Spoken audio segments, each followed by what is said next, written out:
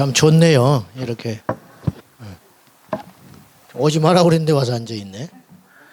우리 식구들에 오지 마라 그랬는데 또 옛날 분들이 궁금해서 오셨나 보네요.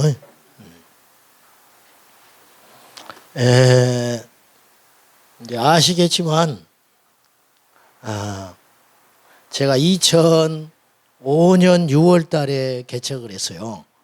6월 19일 날 2005년 6월 19일 날 여기서 개척을 한 게 아니고 사리연 벽제 있는 데서 개척을 했습니다. 거기서 개척을 해서 근데 이제 하나님의 연단이 있어서 그랬는지 금방 부흥을 했어요. 근데 거기서 악한 자를 만나가지고 한 6개월 동안 혹독한 연단을 받았습니다. 거기서 받은 연단은 뭐 책으로 한 권 써요. 그러다가 이제 다 내려놓고 이제 여기서 다시 시작을 했어요. 그래서 2005년 12월에 건물을 얻으러 한 달을 다녔습니다. 성도들과 함께 한 달을 다녔는데 우리가 마음에 들면 안 준다는 거예요, 교회를. 또 우리가 또 준다는 데는 가면은 또 내키지를 않고. 그래서 한 달을 머물러 다니다가 우리 교우 중에 몇 사람이 여기 황간의 식당이라고 있어요. 지금도 있는가요? 거기 밥을 먹으러 왔다가 여기 상가가 비어 있는 걸 봤어요. 그래가지고 이제 이리 오게 되면서 수리를 하면서 이 현장에서 예배를 드리면서 2005년 12월에 여기서 이제 예배를 한 50여 명이 모여서 예배를 드리기 시작했습니다. 그래서 10년 있었네요. 10년. 가지고 15년 3월 달에 여기서 옮기게 됐는데 내가 이 길을 나갈 수 있을까 그런 생각을 했어요. 근데 나가게 됐어요. 또 나간 다음에는 여기를 내가 올까 싶었는데 오늘 또 왔네요. 제가. 사람 일은 모르는 것 같습니다. 오늘 우리 전도사님 이렇게 참 기도 많이 하시고 무엇보다 참 순전하시잖아요. 이런 귀한 또 종과 함께 여러분들이 몸된 교회를 섬긴다고 하는 것은 참으로 귀해 보이고 여러분이 참 소중해 보입니다. 저는 부족한데 또 오늘 이렇게 옮겨와서 처음 집회를 한다고 하니까 더 부담스럽네. 난 그런 소리 처음 들었는데 어쨌든 하나님이신 은혜를 나누고자 합니다. 여러분 이 세상에는 진짜도 많고 가짜도 많아요. 근데 진짜가 많을까요? 가짜가 많을까요? 에? 가짜가 훨씬 많아. 그죠? 가방도 가짜가 훨씬 많아. 남대문 시장 가면 가짜가 널려 있어요. 진짜보다 가짜가 훨씬 많아. 세상에도 마찬가지예요. 구원받은 사람이 많을까요? 버림받은 사람이 많을까요? 어떻게 생각하세요? 버림받은 사람이 훨씬 많습니다. 객관적인 걸로 봐도 교회를 안 다닌 사람은 구원 얻을 확률이 많지 않아요. 거의 제로라고 봐요. 제가 볼 때. 왜냐하면은 여러분 교회를 다니지 않고도 구원 얻는다고 주장하는 사람은 미혹된 사람들입니다. 그건 교만한 사람들이에요. 그거는 그럴 수 없어요. 왜냐하면은 구원을 받은 사람은 예배의 영이 임하기 때문에 하나님께 예배하고 싶어서 미치는 거예요. 그러니까 교회를 다닌다는 것은 교회를 출석한다는 개념을 뛰어넘어 예배한다는 것이거든요. 근데 예배하지 않으면서 자기가 하나님의 자녀라고 말한다는 것은 그것은 자기 기만이에요. 하나님도 속이고 자기도 기만하는 행위예요. 그래서 예수님을 믿는 사람은 예배를 드리고 싶어서 미치는 거예요. 여러분에게도 그런 소원이 있죠. 이게 구원받은 사람의 증거거든요. 근데 보십시오. 교회를 다니는 사람들도 구원받지 못하는 사람이 상당수 있을 것으로 보는데 교회 밖에 있는 사람이 어떻게 구원을 받겠습니까? 그러니 이 땅에는 구원 얻지 못한 사람이 구원받는 사람보다 훨씬 많을 것으로 봅니다. 그러면 지금 우리의 고민은 교회 밖에 있는 사람에 대한 고민이 아니고 오늘 우리의 고민을 해보자고요. 뭐 밖에 신경 쓸 겨를이 없어 지금. 말세기 때문에 때가 급하니까 교회 안에 있는 즉 교회를 다니고 있는 나는 진짜 신앙인인가 이것을 어느 때만 생각해서는 안 되고요. 거의 날마다 생각해야 돼요. 거의 날마다. 여러분, 가짜가 되면 큰일 나요. 그리고 가짜를 만나도 안 돼요. 우리 넷째 형수님이 일찍 돌아가셨어요.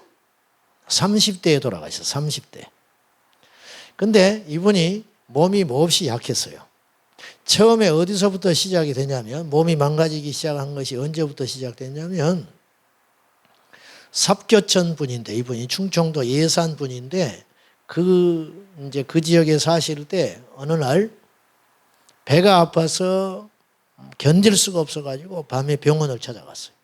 근데 그것이 이 복막염이었던 거예요. 안에서 맹장이 터져버렸어요. 근데 병원에서 그걸 못 찾아냈어요. 그래서 뭐라 했냐면 갤포스를 줬어요. 이장약을 먹으라고. 그래 병원을 3군데를 다녔어요. 지방에 있는 병원을. 안 나니까 그날 밤새껏 그러다가 치료의 시기를 놓쳐버렸어요. 그래가지고 나중에는 대수술을 받았어요. 돈이 문제가 아니고 몸이 완전히 약한 데다가 만신창이 돼버렸어요. 그걸 필두로 나중에는 암이 생기고 어쩌고 하더니 한 7, 8년을 투병의 시간들을 보내다가 너무너무 고생하시고 그 젊은 나이에 우리 형수님이 돌아가시는 것을 제가 곁에서 봐야 했어요. 왜 그러냐? 그러면서 수없이 생각을 해보는 거예요. 그때 의사만 제때 제대로 된 평범한 정말로 제대로 관찰해 줄 수 있는 의사만 제대로 만났다면 우리 형수님의 인생은 달라졌을 거예요. 근데 그 시기를 놓쳐버린 것이다 이거죠. 이처럼 우리 인생에는 정말로 제대로 만나야 할 만남이 있다는 거예요. 근데 그건 이 땅에서의 문제예요. 목숨이라든가 금전적 손해라든가 인간관계 피해. 근데 그것을 뛰어넘는 영적인 것은 이루 말할 수 없는 문제가 크다는 거예요. 오늘 누가복음 13장 22절 이하의 말씀을 여러분이 어떤 마음을 가지고 읽었는지 모르겠습니다만은 이 말씀은요 무서운 말씀이에요. 무서운 말씀. 왜 무섭냐? 우리가 갖고 있는 평소의 생각과 가치관과 선입관을 뛰어넘는 주님의 말씀이 있는 거예요. 주여 구원 얻는 자가 적으니까 이렇게 질문하지요. 예수님이 예루살렘으로 여행을 하는데 22절에 보면은 그렇게 가르치면서 여행을 하는 중에 쭉 가고 계시는 거예요. 근데 어떤 사람이 와서 물어요. 23절에 주여 구원을 받는 자가 적으니까 그렇게 물어요. 왜 그런 질문을 했을까 하는 걸 생각해 봐야 돼요. 이 질문은 이런 뜻입니다. 나는 평소에 그렇게 생각하지 않았습니다. 근데 예수님의 가르침을 듣고 보니까 구원 얻는 자가 많지 않을 것 같아요. 그 이유가 뭐냐? 구원 얻는 길이 만만치 않아. 그 당시 유대인과 그 혈통적 유대인, 나면서부터 안식일을 지키고 여호와 하나님을 유일한 하나님으로 믿었던 그 유대인들의 이 신본주의적 선민의식과 오늘 우리 이 땅의 그리스도인들이 갖고 있는 신앙의식은 비슷한 점이 많아요. 무슨 말이냐? 우리가 교회를 오래도록 다녔잖아요. 이 중에는 모태신앙인도 있을지 몰라요. 나름대로 교회에서 정해놓은 룰과 원칙에 따라 열심히 나름대로 신앙생활을 하지 않습니까? 그렇기 때문에 우리가 어떤 착각에 빠지냐면 나는 하나님 앞에 구원받은 사람이고 제대로 된 신앙인이라고 착각하기가 쉬워요. 유대인들이 구원받지 못한다는 생각을 이만큼도 안 하고 하나님을 섬기고 있는 거예요. 왜냐? 어릴 적부터 안식일을 범한 적이 없어요. 절기는 다 지켰어요. 11조 철저히 드렸어요. 율법 나름대로 그걸 지키기 위해서 몸부림을 쳤어요. 근데 예수님은 전혀 다른 이야기를 하시는 거예요. 예수님의 말씀을 들어보면 이거 구원 얻는 것이 너무 만만치 않는 거예요. 그래서 이 사람들도 예수님의 가르침을 듣는 중에 와서 질문을 하는 거예요. 주여, 이 말이에요. 주님의 말씀대로 비춰보면은 구원 얻는 자가 만만치 않고 적을 것 같습니다. 정말로 구원 얻는 자가 적습니까? 그렇게 묻는 거예요. 그때 주님께서 헛된 소망을 주시지 않아요. 그 질문에 대한 답을 예수님이 돌려서 말씀을 하셨지만 정확하게 이야기를 하셨어요. 자, 24절 말씀이에요. 우리 같이 한번 봐요. 시작. 내가 너희에게 이르노니 들어가기를 구하여도 못하는 자가 많으리라. 자, 여러분 이게 중요한 이야기입니다. 좁은 문으로 들어가기를 힘쓰라. 이것은 이제 처음 하시는 말씀이 아니에요. 근데 여기서 이런 말을 해요. 들어가기를 구하여도 못하는 자가 많으리라. 여러분, 믿음을 여러분은 뭐라고 생각하세요? 믿음은 바라는 것이라 생각하지요. 그리고 내가 막 구하고 소원하고 원하면 된다고 생각하지요. 한때 나도 믿음을 그렇게 생각했어요. 그래서 히브리서 11장 1절에 믿음은 바라는 것들의 실상이다 그러잖아요. 그러니까 내가 뭘 바라는 거예요. 내가 막 원하는 게 있어요. 그걸 계속 꿈꾸고 원하고 바라고 그러면 어느 날 이루어진다. 이것이 믿음인 줄 알지요. 이건 믿음의 50점밖에 모르는 거예요. 오늘 예수님은 이 본문에서 믿음을 그렇게 정의하고 있지 않아요. 좁은 문으로 들어가기를 힘써라. 좁은 문으로 들어가기를 힘써야 되는데 들어가기를 원해도 들어가지 못하는 자가 많다 적다. 많다. 그러면 들어가기를 원하는 거. 나 구원받고 싶어요. 나 천국에 가고 싶어요. 주님. 그러면 이것이 믿음인 줄 알지요. 이건 믿음 아니라는 거예요. 예수님의 말씀은 단호해요. 주님, 나 천국에 가고 싶어요. 정말 가고 싶어요. 나는 천국에 있는 걸 정말로 믿습니다. 아멘. 이러면 믿음인 줄 알지요? 아니에요. 예수님은 여기서 무슨 믿음을 말하냐면 자격을 갖춘 믿음을 요구하는 거예요. 들어가기를 원하는 건 네 생각이라는 거예요. 네 소원이라는 거예요. 근데 하나님의 입장에서 거부당할 자가 있다는 거예요. 이게 분명한 주님의 말씀이에요. 이것을 더 정확하게 표현한 것이 마태복음 7장 21절에서 23절 말씀이에요. 주여 주여 나더러 주여 주여 하는 자가 천국에 갈 걸로 생각하지 말아라. 나더러 주여 주여 하고 내가 천국에 갈 걸로 믿고 내가 천국에 간다고 확신하는 사람은 천국에 갈 걸로 생각하지요. 그러나 그것이 아니라는 거예요. 그건 50점도 안 되는 믿음이라는 거예요. 진짜 믿음의 완성은 어디에 있냐면 그 구원의 열쇠를 쥐고 있는 하나님의 기준에 들어가야 된다는 거예요. 그 하나님의 기준은 뭐냐? 나더러 주여 주여 하는 자가 하나님 나라 갈 것이 아니고 하늘에 계신 아버지의 뜻대로 행하는 자라야 하나님 나라에 갈 수 있느니라. 근데 이렇게 말을 하면 율법주의라고 이야기를 해요. 왜 이런 일이 생겼냐면은 말씀의 기준을 낮추어서 그래요. 여러분, 예전이나 지금이나 히브리서 13장 8절에 예수 그리스도는 어제나 오늘이나 영원토록 동일하시다 그랬죠. 우리 입장에서는 저도 그렇게 생각했어요. 예수 그리스도는 어제나 오늘이나 영원토록 동일하시다. 그러면 옛날에 하나님께서 그 시대 사람들을 사랑했듯이 오늘 나도 사랑하시는구나. 이런 뜻이죠.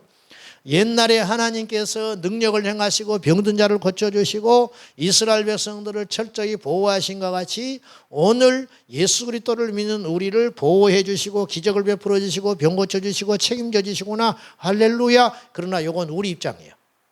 근데 제가 그 말씀을 가지고 묵상하고 기도하는 중에 또 하나의 열쇠를 발견을 했어요. 그건 뭐냐? 예수님이 동일한 능력과 동일한 사랑으로 우리를 어루만져 주시고 보호하신다는 것은 철저히 우리 관점에서 그분을 생각하는 것이고 예수 그리스도가 어제나 오늘이나 영원토록 동일하시다는 개념을 하나님의 입장에서 우리를 본다면 어떤 뜻이 되냐면 예전에 주님께서 정해놨던 구원의 원칙과 구원의 기준은 지금도 하나도 변한 것이 없다. 그러니까 아브라함에게 어느 날 이삭을 바치라고 하지요. 그렇지 않습니까? 아브라함에게 이삭을 바치라고 요구하신 하나님은 오늘 또 여전히 우리에게 오셔서 네 금쪽 같은 자식을 바치라고 요구할 수 있는 분이라는 거예요. 근데 우리는 그 요구를 받아들이질 않아요. 그 이야기는 과거에 아브라함의 이야기로 끝났다고 착각할 수가 있다는 거예요. 그렇기 때문에 우리에게 그 능력이 임하지를 않는다 그 말이에요. 그런 생각은 안 해보셨습니까? 그러므로 오늘 누가복음 13장은 우리의 신앙 체계를 흔드는 말씀이에요. 오늘 우리도 2000년 전에 타임머신을 타고 이 예루살렘으로 올라가 여행하는 가르치면서 강론하면서 쭉 가시는 예수님을 만났더라면 오늘 우리도 그 말씀을 듣고 충격을 받았을지 몰라요. 예수님, 주님, 구원 얻는 자가 정말로 적습니까? 정말 이렇게 적은 것입니까? 나도 그러면 자신이 없네요. 어떻게 하면 되지요? 이런 질문을 하고 싶은데 용기 있는 소수가 한 거예요. 오늘 여러분은 이 질문을 하셔야 돼요. 저는 교회만 다니면 구원받는 줄 알았어요. 한때. 처음에 교회 가서 그렇게 생각했어요. 왜냐? 정확히 가르쳐준 사람이 없어. 그냥 교회만 다니고 그냥 덩달아서 이렇게 신앙생활하면 나는 구원 얻는 줄 안 거예요. 물론 그렇게 말하는 사람도 없었어요. 교회만 다니면 구원받아 그렇게 말하는 사람은 없었어요. 그렇지만 분위기가 그런 분위기인 거예요. 여러분 지금 이 땅의 교회들이 그렇지 않습니까? 안 그래요?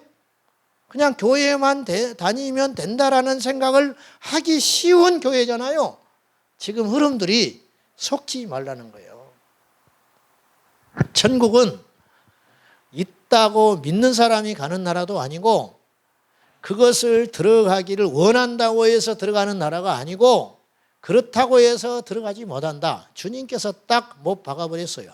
그러면 어떤 사람이 구원을 받느냐? 아버지의 뜻대로 행하는 자라야 구원을 받느니라. 그러니 아버지의 뜻대로 행하는 사람이 적지요. 어떻습니까? 여러분은 자신 있나요? 또 이렇게 말하면 뭐 행위 구원이라고 또 어디서 주워 들은 건 있어가지고 행위 구원이라고 또 뭐 2단위, 3단위 그런 소리 하는데 그것이 지금 중요한 게 아니에요. 여러분, 구원의 이 기준은요, 높이 올리는 게 좋아요. 아시겠어요? 저는 소심해서 그런지 테이프 하나를 잘라서 뭘 붙이려고 해도 항상 남아요, 이만큼. 끈으로 물건을 싸도 꼭 끈이 남아요. 한 번도 모자란 적이 없어, 어릴 적부터. 저는 구원도 그리 한다고 생각해요. 주님께서 원하시는 기준보다 더 힘써서 하나님을 믿고 과하게 섬겨야 우리의 구원이 안전한 거예요. 다른 거는 정확한 것이 좋아요. 그리고 다른 거는 이렇게 길을 가다가 잘못됐으면 돌아와가지고 다시 가도 돼요. 그러나 구원의 문제는 그럴 수 없어요. 그래서 오늘 주님께서 뭐라고 하냐면 25절에 구원의 때가 있다고 이야기하는 거예요. 집주인이 일어나 문을 한번 닫은 후에 너희가 밖에 서서 문을 두드리며 주여 열어주소서 하면 그가 대답하여 이르되 나는 너희가 어디에서 온 자인지 알지 못한다. 그때 이 사람들이 항변을 해요. 26절에 그때 너희가 말하되 우리는 주 앞에서 먹고 마셨으며 주는 또한 우리의 길거리에서 가르치셨나이다. 이 말이 무슨 말이냐?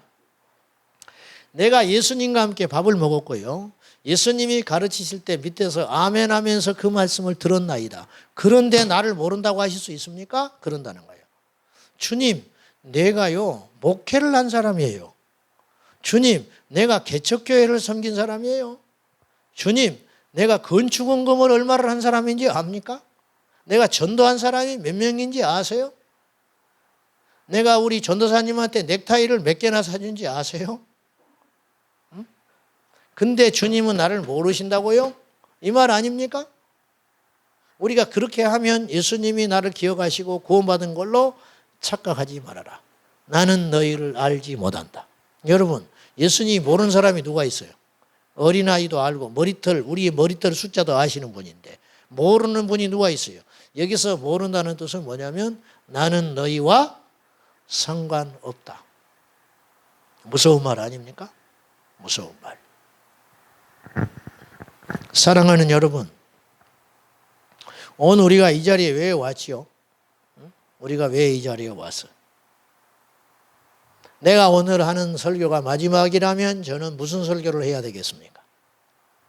여러분 이 자리가 마지막 자리라면 어떤 설교를 들어야 되겠습니까? 다른 것은 다 사치고 쓸데없는 소리라고 생각해요. 제가 외쳐야 할 소리는 바로 천국과 구원, 이 구원의 원리를 이야기해야 할 것이고 여러분도 들어야 할 메시지가 있다면 오직 천국과 지옥의 이 생명의 이야기를 들어야 됩니다. 이거 외에는 없어요. 무식하다고 해도 좋고 또 그 소리 하냐고 해도 상관없어요. 우리가 들어야 할 메시지가 있다. 이게 복음인데 복음이라고 하는 것은 우리나라 복음은 왜곡됐어요. 복음은 기쁜 소리가 아니에요. 복된 소리가 아니에요. 복음은 뭐냐? 나를 살려야 복음이에요. 나를 살릴 수 있어야 복음이다. 네. 암 환자를 앉혀놓고 당신 죽지 않습니다. 듣기는 좋지요. 그러나 이건 복음 아니에요. 암 환자에게는 이렇게 이야기해야 돼요. 당신은 암 걸렸다. 그러나 최선을 다해서 치료해보자. 이것이 복음이에요. 지옥에 갈 사람은 분명히 이야기를 해줘야 돼요. 당신 이대로 가면 지옥 간다. 그러나 방법이 있다. 예수 그리스도를 믿어야 된다. 근데 이 사람이 지옥 갈 사람이 뻔해. 근데 이 사람 기분 나쁘게 하고 싶지 않고 이 사람과의 관계가 틀어지기 쉬우니까 열심히 믿으면 됩니다. 예수님이 당신을 벌 리가 있겠습니까? 그렇게 말하면 이것은 가짜 복음이다 이 말이에요. 오늘날 가짜 복음들이 너무 많이 전해지는 이 악한 세대에 살고 있는 것이다. 그런 말이에요. 자, 구원 얻는 자가 많지 않다라는 말은 구원 얻기가 쉽지 않다. 그런 말이에요. 여러분 물을게요. 여러분 구원 받으신 것 같아요? 에? 구원 받으신 것 같냐고. 성경의 목사는 무조건 구원해 준다고 합니까? 장로는 무조건 구원해 준다고 합니까? 여러분 제일 비극적인 일이 뭐냐? 지옥에 가서 자기 교회 목사 만나는 거예요. 반가울까 안 반가울까? 어디서 만나는 것도 중요합니다. 에? 어디서 만나는 것도 중요해. 지옥에서 내가 다니는 교회 목사를 만나면 이게 반갑냐 이거예요. 지옥에서 당해하는 교회도 적지 않게 많을 것 같아. 응? 지옥에 둘러앉아서 뜨근뜨근한 데 앉아가지고 당해하는 목사와 장로. 비참하지요. 비참해. 비참해. 우린 진짜입니까? 확신을 갖는 게 중요한 게 아니고 검증을 해봐요. 검증.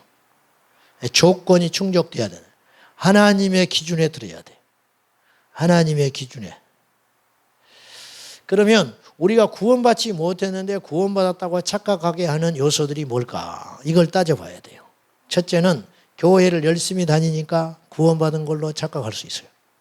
성경에 어디도 교회를 열심히 다니면 구원받는다는 말이 한 구절도 없어요. 있으면 가져와 보세요. 응? 있으면 가져와 보라고. 교회를 열심히 다니는 것은 구원의 절대 조건은 아니에요.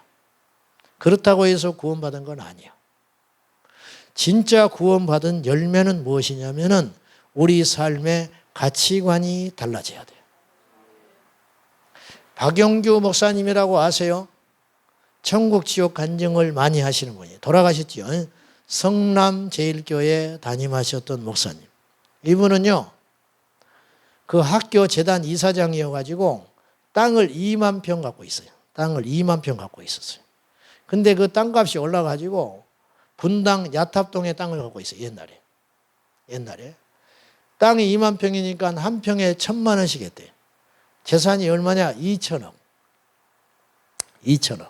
근데 이분은 목사였는데 2천억의 재산을 갖고 있었어요. 2천억. 근데 이분이 하나님의 은혜로 말미암아 지옥을 보고 왔어요.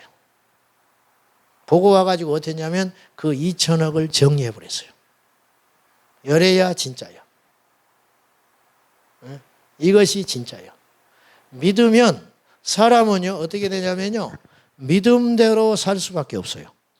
무슨 말인지 아세요?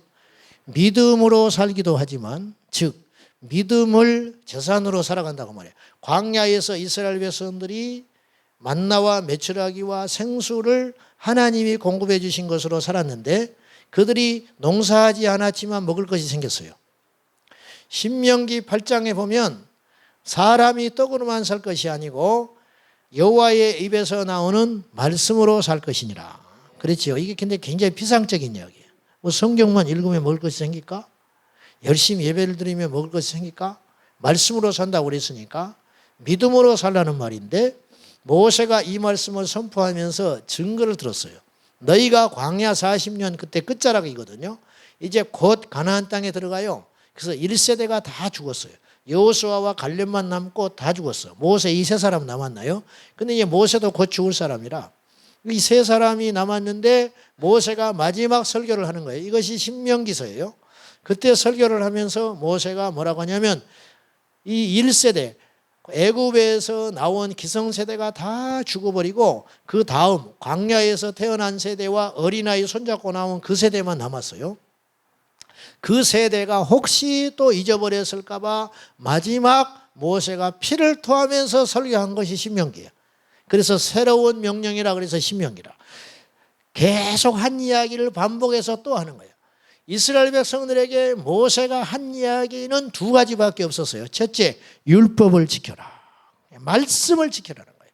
두 번째, 우상 숭배하지 말아라. 오늘 우리에게도 똑같은 거예요. 결론 올라가면 두 가지예요. 하나님 말씀을 지키라는 것과 두 번째는 세상을 사랑하지 말라는 거예요. 이것이 오늘 우리들의 메시지예요. 결국은 그걸로 귀결될 수밖에 없어요. 여러분 안 그렇습니까? 모든 메시지의 결론은 그거예요. 우리가 이게 안 되니까 우리가 지금 이러고 있는 거예요. 여러분 말씀을 지키고 있나요? 여러분 세상을 끊었나요? 이거 쉽지 않지요. 어떠세요? 많지 않잖아요. 여러분 중에도 내가 잘은 모르지만 많지 않아. 정말 세상 끄는 사람 많지 않아. 있으세요? 세상도 지고 믿음도 지고 세상에서도 즐기고 천국도 가고 싶고 이것이 우리의 욕심 아니에요? 근데 그렇게는 안 돼요. 그건 우리 생각이고 하나님 나라의 법칙은 절대로 안 돼요. 하나님이 이삭을 바치라 했으면 이삭을 바치는 것이지 이삭도 살리고 하나님도 만족시킬 수 있는 방법은 없어요. 아시겠어요? 하나님이 이삭을 바치라 그랬어. 그러면 하나님도 만족시키면서 내 생명과 같은 자식 이삭도 살려볼 수 있는 방법은 없어요. 세상에서도 인정받고 하나님께도 인정받는 일은 없어요. 세상에서도 누릴 것 다 누리고 저 천국에도 상급 쌓는 길은 없어요. 그래서 좁은 문이라는 거예요. 여러분 좁은 문은 잔뜩 짊어지고 못 가요. 좁은 문은 박수치면서 들어갈 수 없어요. 좁은 문은 내가 하고 싶은 거 원하는 거 다 마음대로 내 시간 쓰면서 유유자적하면서 콧노래 부르면서 가야 하는 곳이 좁은 문이 아니에요. 잘못 발을 디디면 천길 낭떠러지로 떨어지는 것이 좁은 문이에요. 다 내려놔야 혼자만 들어갈 수 있는 것이 좁은 문이에요. 옆 사람 손잡고도 들어갈 수 없는 곳이 좁은 문이에요. 나 혼자 완전히 다 내려놓고 내 마지막 이거 놔버리면 나는 완전히 죽는다 망한다 하는 것까지도 내려놔야 갈 수 있고 통과할 수 있는 문이 좁은 문이라는 거예요. 그러니까 많지 않지요. 결국 우리 인생의 마지막 하나님 앞에 테스트를 받을 때 남는 것은 두 가지 시험밖에 없다니까요. 정말 말씀대로 순종할 수 있느냐. 두 번째, 정말 세상의 우상을 내려놨느냐. 이거예요. 모세가 그 말만 계속 하는 거예요. 40년 동안 광야에서. 왜 그 말을 계속 했을까? 안 지켜지니까. 안 지켜지니까.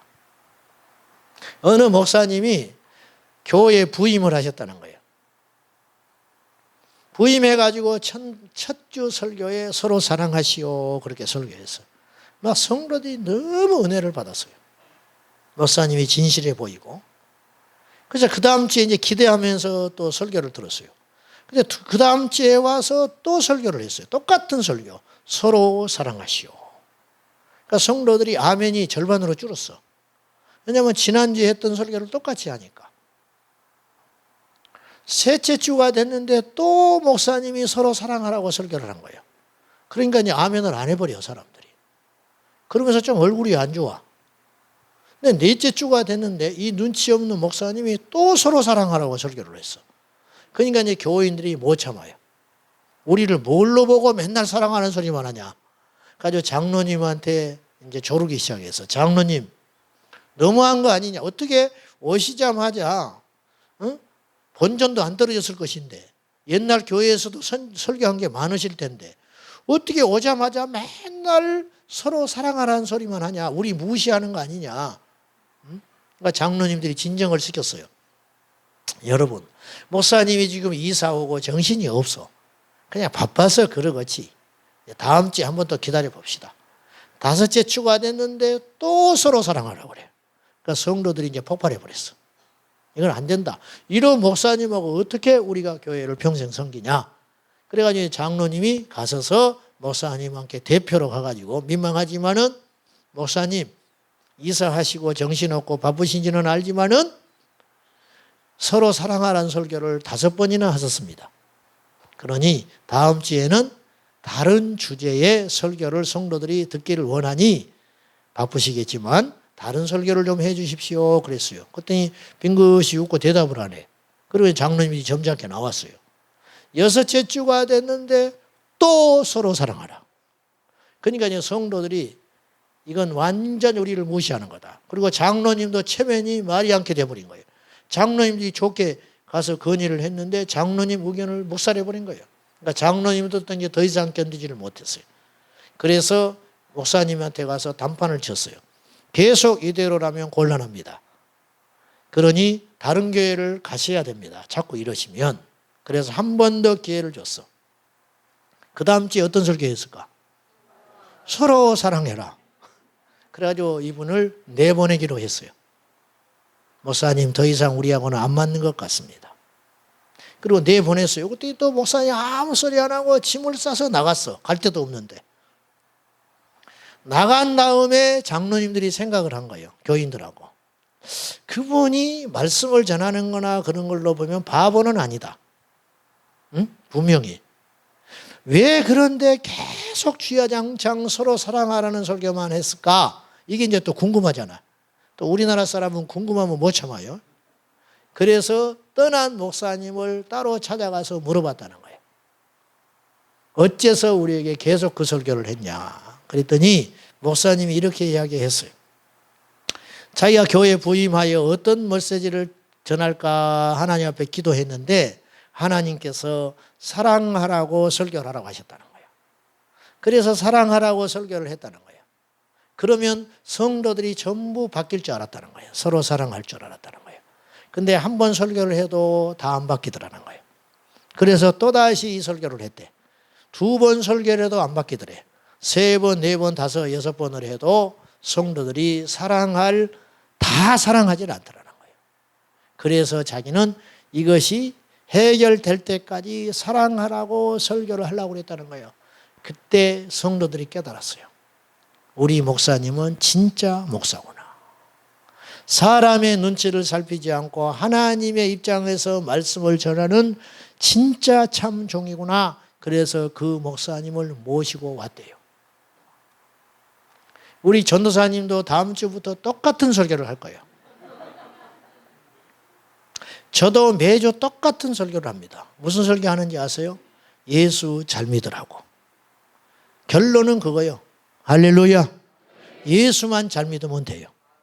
황정직 목사님이 목사님들을 모아놓고 마지막에 남한산성에서 혼자 계셨거든요. 나이 90이 넘어서. 근데 이제 이분이 너무 치매도 있고 노쇠 됐어요.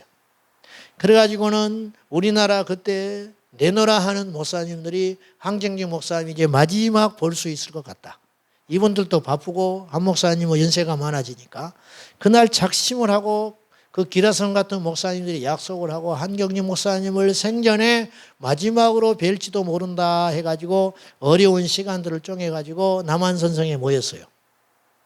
가지고 홀로 계시는 한 목사님한테 가서 인사를 하고, 근데 뭐 알아보는 사람도 있고 못 알아보는 사람도 있어.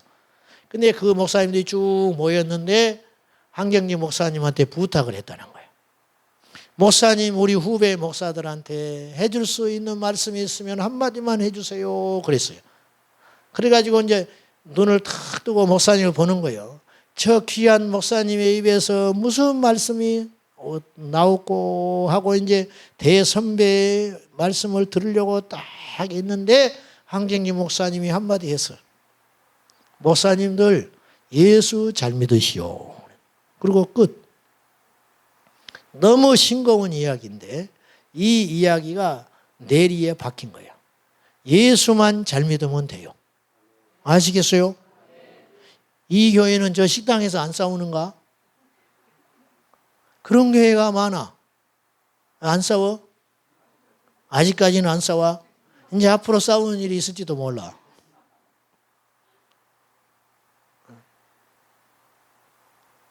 이게 인간이니까 어쩔 수 없는 일입니까? 이렇게 이야기하지요. 성질대로 예수 믿는다. 성질대로 예수 믿는다. 성질은 못 받고. 그래서 급한 사람은 급한 대로 쓰고 느린 사람은 느린 대로 쓰는 것이요. 그래서 깡패하는 사람이 회개해서 목사가 되면 깡패 목사가 돼. 깡패 목사. 선생님이 목회를 하면 선생님 목사가 돼. 외국의 여행 가이드들이 제일 싫어하는 두 부류가 있대. 첫째는 선생님들이 오면 싫어한다. 통 말을 안 듣는데 가르치기만 한다. 두 번째, 목사님들. 목사님들 오면 아는 게 너무 많아가지고 처음 온 사람도 그렇게 아는 체를 한다네. 가이드를 가르치려고 그런대. 그래가지고 너무너무 힘들어서 못한대. 이게 뭐냐? 이래가지고 우리가 예수 믿는다고 할 수 있어요? 응? 이래가지고? 이런 사례들은 엄청나게 많아. 조세영 씨가 81세인데 도둑질하다가 지난달에 잡혔어. 이 사람이 신학을 한 전도사예요. 조세영. 신학한 전도사. 그래가지고 뭐 전국을 다니면서 간증하고 돌아다녔어. 일본에 선교여행 갔다가 일본 집을 털어가지고 잡혀버렸어. 선교하러 갔다가 도둑질해버렸어. 김태천이도 전도사였어. 순복음교회. 근데 이 사람은 감옥에서 살인 교사한 사람이야. 깡패가 진짜 변한 사람이 두 사람이 있습니다. 첫째는 용팔이. 그 사람의 진짜 본명은 김용남 목사예요. 이분이 찾아왔더만요, 저를. 콧수염을 이렇게 기르고 찾아왔어. 키가 나보다 작아. 싸우면 내가 이기겠더라고. 이분이 전라도 순천 사람이에요. 근데 어쩌다가 이렇게 됐습니까? 이 길을 갔습니까? 그랬더니 이분이 태권도 유단자였어요. 학창시절에. 그 당시 운동을 하고 태권도하고 유도하고 그러면 이 건달 깡패들이 그냥 두질 않았대요. 가지고는 일반 고등학교 마치고 어떤 취업을 하고 그런 것에 월급의 20배를 줬대. 그래가지고 그 검은 세계를 자기가 발을 디뎌놨대. 그리고 그렇게 후회가 된다 하더라고. 그래서 저쪽에 서울 강서구 쪽에 강남 사랑의 교회를 개척을 했어요. 근데 이분이 진짜 변했습니다. 진짜 변했어. 그리고 또 한 사람 변한 사람이 있어. 조양헌. 보스라는 영화 만든 사람. 영화 일주일 상영하고 나라에서 내리라고 그랬어요. 왜냐하면 젊은이들한테 너무 나쁜 영향을 주니까. 나는 이 사람이 안 변한 줄 알고 막 욕을 했어요, 제가. 조양헌 말이야 가짜다. 내가 언론에서 보도를 보고. 근데 어느 날 교회로 전화가 왔어, 누가. 뭐 목사님 나 그런 사람 아닙니다. 다짜고짜 그래요. 그래서 누구냐. 왜 목사님은 내 흉을 봅니까? 내 욕을 하느냐고 막 그러는 거예요. 목사님이 그러면 나는 어떻게 합니까? 난 누구 흉 보고 비방한 적이 별로 없는데 누구냐고 내가. 그랬더니 조머시래. 근데 본명이 조양헌이 아니더라고. 난 몰랐지. 아니 난 그런 소리 한 적 없는데 누구신데 그러냐고. 가만히 생각해 보니까 조양헌 씨야. 가지고 나한테 진짜 전화했어요. 근데 내가 아니라고 내가 조금 소리를 높였거든요. 근데 이분이 진짜 변한 사람이야. 성질을 안 내. 나 큰일 날 뻔했어요. 나 아주 쫓아온다고 그랬으면 큰일 날 뻔했어. 근데 이분이 마지막 끝까지 참읍니다. 참고 참으면서 목사님 나는 선교하는 게 꿈인 사람입니다. 그럼 어째서 이렇게 이런 말들이 이렇게 돌아다닙니까? 그랬더니 자기를 잡아서 집어넣어버리면 실적이 올라간대요. 가지고 자기 옛날 다 이야기고 무혐의로 풀어졌는데 수없는 음해가 돌아다녀가지고 지금도 자기가 옛날에 죄 지은 그 죄값을 받는다고 생각한다는 거예요. 그러나 나는 그런 사람 아니라고. 근데 말 들어보니까 진짜 거듭난 분이에요. 여러분 진짜 포기한 사람 봤어요? 진짜 변한 사람 봤습니까? 그래서 천국 가는 천국 시민이 되는 것이 만만치 않습니다. 만만치 않아요. 사랑하는 여러분, 변해야 구원받는 건 아니에요. 그렇지만 구원받은 사람은 열매가 있습니다. 그건 못 속여요. 여러분 제일 중요하게 생각하는 게 무엇입니까? 여러분 교회는요 광야 생활이에요. 광야. 그래서 사도행전에 스데반 집사님이 설교를 하면서 이스라엘 백성들의 40년 광야 생활을 교회라고 표현을 했어요. 그래서 광야 교회라고 그랬어요. 그리고 이스라엘 백성들이 단체로 홍해를 건너는 것을 뭐라고 그랬냐면 세례받았다고 표현을 했어요. 그 홍해를 건널 때 이스라엘 백성들은 전부 죽은 자와 같은 거야. 그죠? 그 애굽 사람들은 뒤에 다 죽었잖아요. 근데 이스라엘 백성들은 이미 죽은 자처럼 돼서 홍해를 건너서 광야에 온 거예요.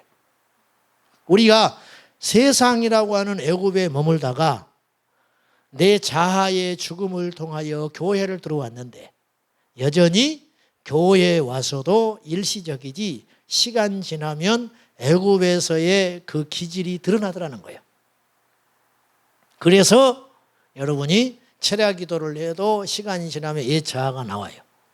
은혜를 받아도 집회가 끝나면 또 옛 자아가 드러나요. 여러분이 심지어는 여기 있어서 변했다고 간증을 하고 나서도 며칠 있다가 다시 그 습성을 하고 있는 것이 인간이에요. 저도 마찬가지고 여러분도 마찬가지. 그럼 하나님이 이 광야 교회를 허락하신 것은 뭐냐면 이 광야의 시간을 통하여 여러분에게 남아있는 육체의 정욕과 자아들을 철저히 십자가 앞에서 죽는 시간을 겪게 하시는 거예요. 그래서 바울은 나는 날마다 죽노라. 우리 여기 성도님들이 와 계시지만은 우리 성도님들 정말 훌륭합니다. 여기 계셔서 내가 하는 소리야. 여기 계셔서 내가 하는 소리지만은 정말 훌륭한 분들이에요. 오늘 특별히 또 훌륭한 분들만 왔네. 오지 말라니까 또 와가지고 앉아가지고. 응? 왜 훌륭하냐? 여기에 칼이 있어요, 다. 그리고 손에는 날카로운 발톱이 있어. 근데 이것을 싹 드러내려다가 다시 얼른 넣어. 응? 칼을 이렇게 뽑아내려다가 얼른 넣어. 아직 없어지진 않았어. 아직도 발톱이 있고 아직도 폼에 칼이 있어. 없어졌으면 좋겠는데 없어지지는 않았어. 그러나 이것을 무지무지 견디고 참으면서 인내하고 울면서 기도하면서 견디는 주님의 종들이 있어요. 나는 이것이 위선이 아니고 예수 그리스도 안에서 광야교회를 연단받고 사는 사람들의 자세라고 여겨집니다. 여러분, 방죽교회를 떠나지 마세요. 존말할 때. 여기 힘들다고 떠나면 내가 예언하는데 쓰레기차 피하다가 똥차 만납니다. 다 마찬가지입니다. 어디 가도. 하나님이 여기서 나와 기질이 맞지 않는 사람과 한 속이 되고 도무지 세상에서도 저런 사람은 없는 사람이 교회 안에 있는 이유가 뭐냐면은 그를 통하여 하나님이 우리를 혹독하게 다루어서 우리를 흠없고 점없는 예수님의 신부를 만들어가는 작업이라는 거 아십니까? 집에 가도 있지요. 집에 가도 그것도 한 인간이 또 버티고 있어요. 집에 가도 있고 직장에 가도 있고 교회에 와도 있고 피할 데가 없어. 그렇죠? 그럼 하나님이 왜 그러한 환경을 나에게 허락하시는가? 이유가 있습니다. 하나님이 나를 광야 40년 연단을 통하여 말씀의 사람을 만드셔서 가나안 땅에 들어가서 흠없이 점없이 주님께서 쓰시는 군사를 만들고 싶어서 사람이 떡으로만 사는 것이 아니고 하나님의 말씀만 의지해도 넉넉히 살 수 있다는 것을 깨닫게 하시려고 다 내려놓게 하시는 거예요. 다 필요 없다. 그거 갖고 있어봤자 필요 없는 것이다. 내가 너 먹일 거야. 내가 너 쓸 거야. 내가 너 채울 거야. 너 옷 만든 적 없잖아. 애굽에서 옷을 입고 나왔어요. 광야에서 옷을 어디서 구합니까? 어디서 빱니까? 근데 이 옷이 헤어지지 않았어요. 그것이 신명기 8장에 나왔어요. 만나와 메추라기, 불기둥과 구름기둥, 생수만 기적이 아니에요. 옷도 안 떨어졌어요. 그러니까 아버지가 입고 나온 옷을 자식이 입었는데도 멀쩡해. 요즘 같은 옷이 아니에요. 옛날에 옷이 오죽하겠어요? 금방 헤어져 버리지. 근데 옷이 헤어지지 않느냐. 너희가 광야를 수없이 걸었다. 근데 발 부르터진 사람이 한 명이나 있더냐? 없지 않았느냐? 하나님께서 맘먹으면 다 할 수 있다. 근데 우리가 자식을 키워보면 알아요. 자식을 키워보면 부모가 모든 것을 줄 수 있고 자기 생명을 없애면서까지도 자식을 사랑하는 존재이지만 때로는 모든 것을 갖고 있지만 주지 못할 때가 있어. 줘서는 안 될 때가 있는 거야. 왜냐? 이것을 줘서는 내 자식을 더 망친다고 여길 때가 있어요. 하나님이 우리를 볼 때도 그럴 때가 있는 거예요.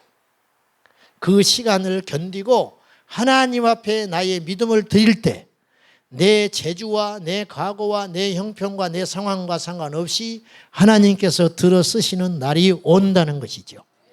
하나님께서 부어주시는 날이 온다는 것이에요. 우리 방주교회가 그런 날이 반드시 올 것입니다.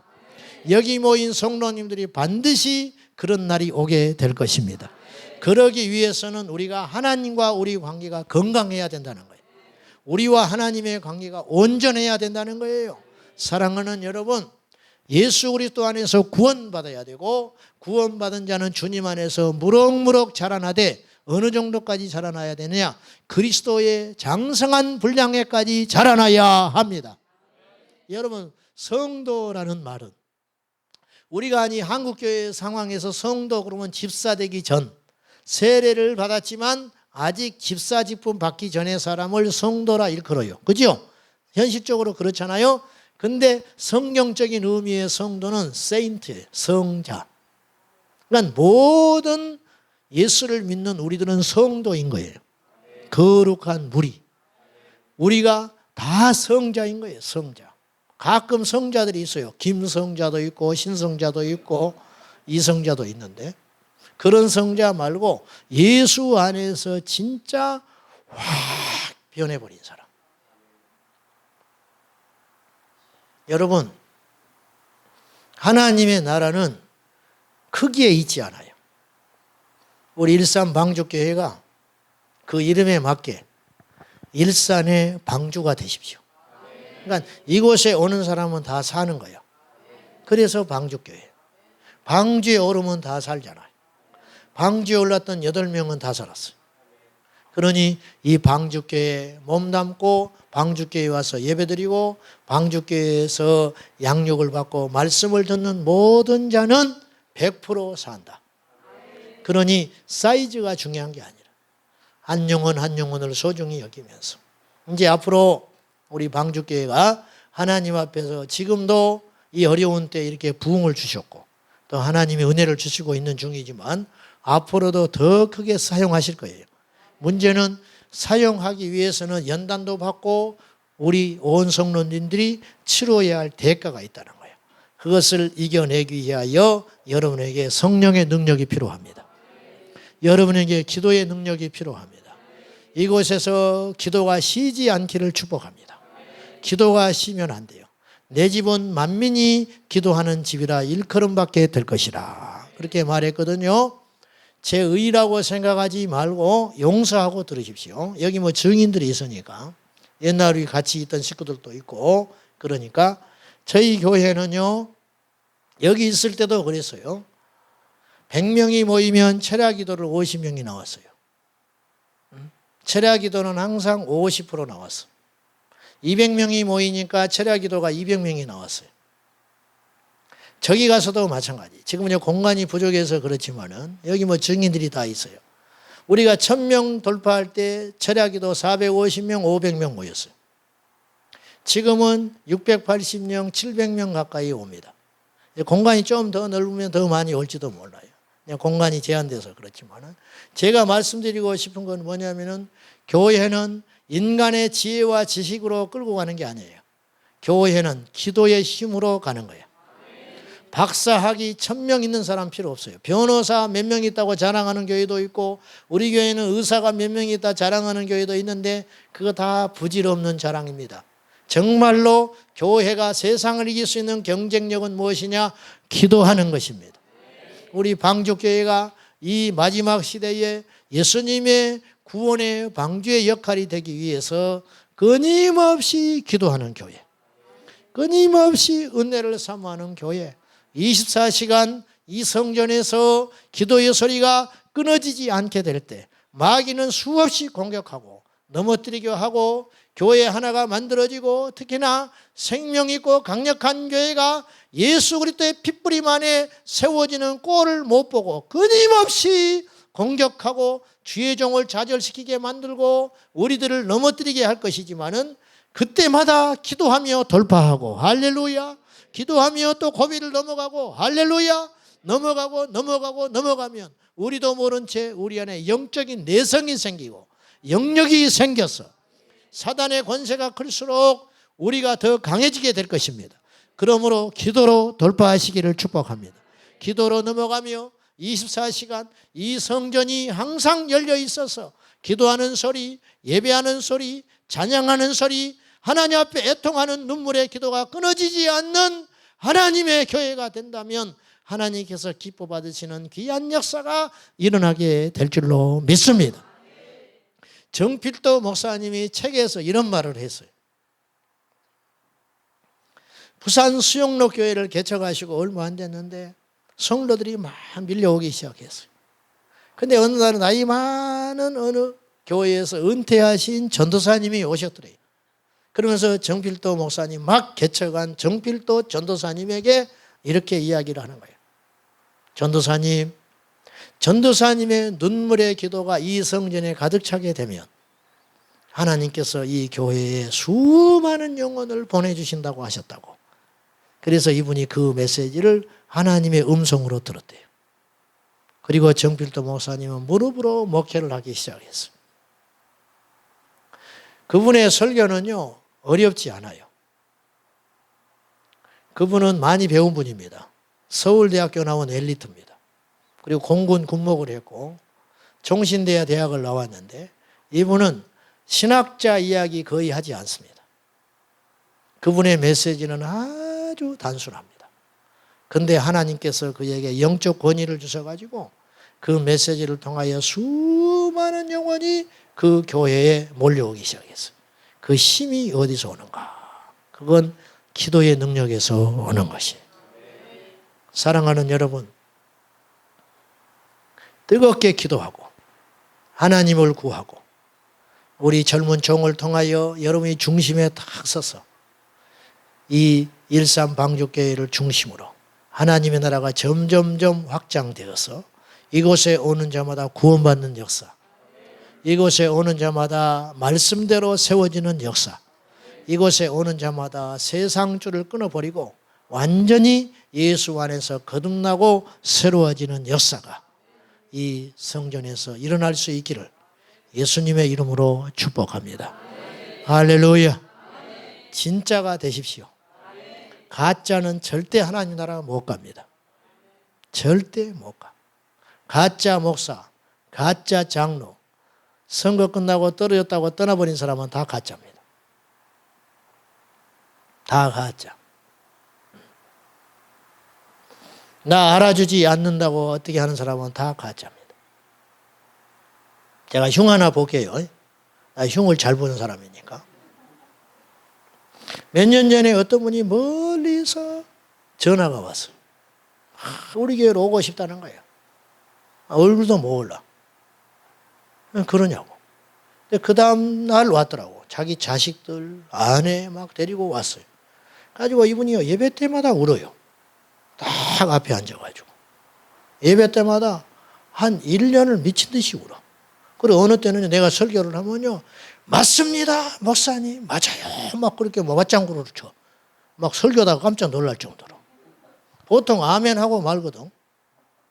또 요새 또 아멘 크게 한 사람이 지난주부터 하나 나타나가지고 성가시 죽었어요. 경고를 한번 하려고 그러는데 또 상처받을까 봐 지금 그러고 있는데, 지금 돌려서 이야기를 하려고 지금 그러고. 다른 사람들이 방해가 돼. 아멘도 이렇게 뭔가 맞아야 되는 것이. 근데 이분은 막 옆에 사람을 깜짝 놀라게 할 때, 목사님 맞아요 맞아요 막 그래버려요. 설교할 때. 우리 식구들 중에 들은 사람 있는지 몰라. 뭐 그러니까 뭐 생전 교회 안 빠지죠. 멀리서 몸도 불편한데. 한 1년쯤 지난 어느 날 밑도 끝도 없이 예배를 안 보여, 그 사람이. 이분이 안 보인다는 건 굉장히 아픈 것이다. 난 그렇게 생각한 거예요. 이게 빠질 뿐이 아니에요, 교회. 예배 끝나고 울고 나갈 때 내 손을 잡고 막 이야기하고 가는 분이니까 이분이 교회 예배에 빠진다는 건 있을 수 없는 일이에요. 이분이 왜 빠졌을까? 그래 걱정해가지고 전화를 했더니 안 받아. 수술을 하나? 이분이 폐 끼칠까 봐 전화를 안 받나?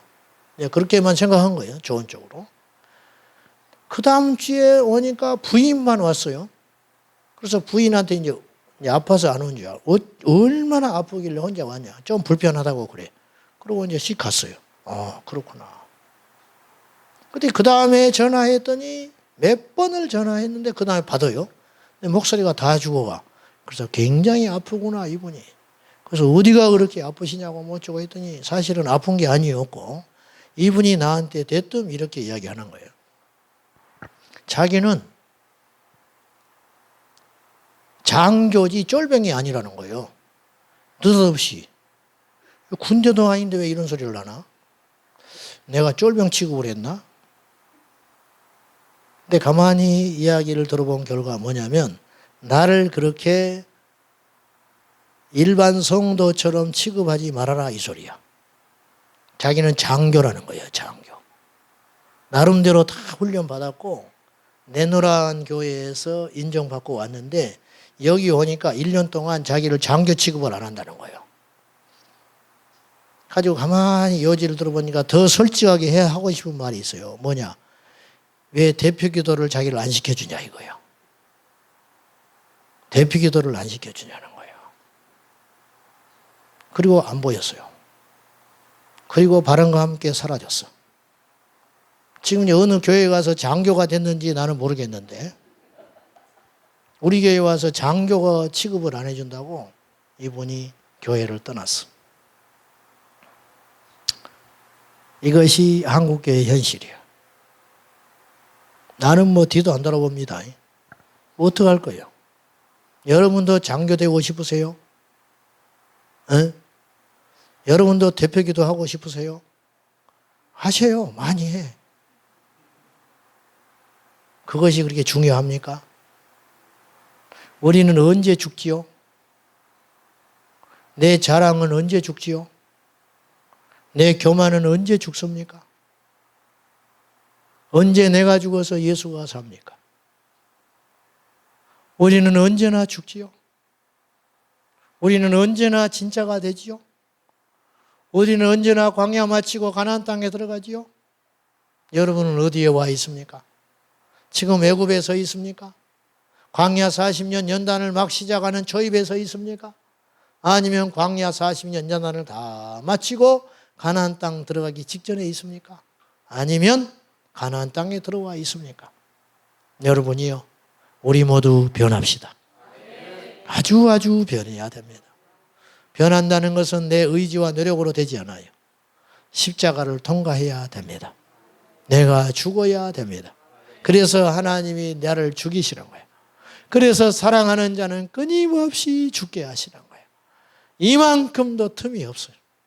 이만큼도 숨 쉴 여유가 없어. 조금 교만의 싹이 이렇게 올라오려고 하면 뭔가가 다 와요. 그게 하나님이 우리를 사랑한다는 증거예요. 절대 나는 너를 포기하지 않는다. 나는 절대 네가 옛생활로 돌아가는 걸 용납하지 않으리라. 너는 절대로 네가 내 자식인데 세상의 자식처럼 그럭저럭 사는 거 나는 절대로 못 본다. 하나님이 우리를 사랑한다는 절대적 증거는 바로 그것인 것입니다. 여러분이요, 그 하나님의 심정을 알고 우리 모두 예수 안에서 깨어지고 부서져서 온전히 거듭난 예수의 사람이 되어서 우리 방주교회 우리 성도님 모두가 예수 안에서 작은 예수의 삶을 살아 하나님께 영광을 돌리며 이 성전이 이 지역운동에 정말로 예수의 사람들이 모인 곳이라고 소문나는 귀한 역사가 일어날 수 있기를 축복합니다. 우리 기도하겠습니다.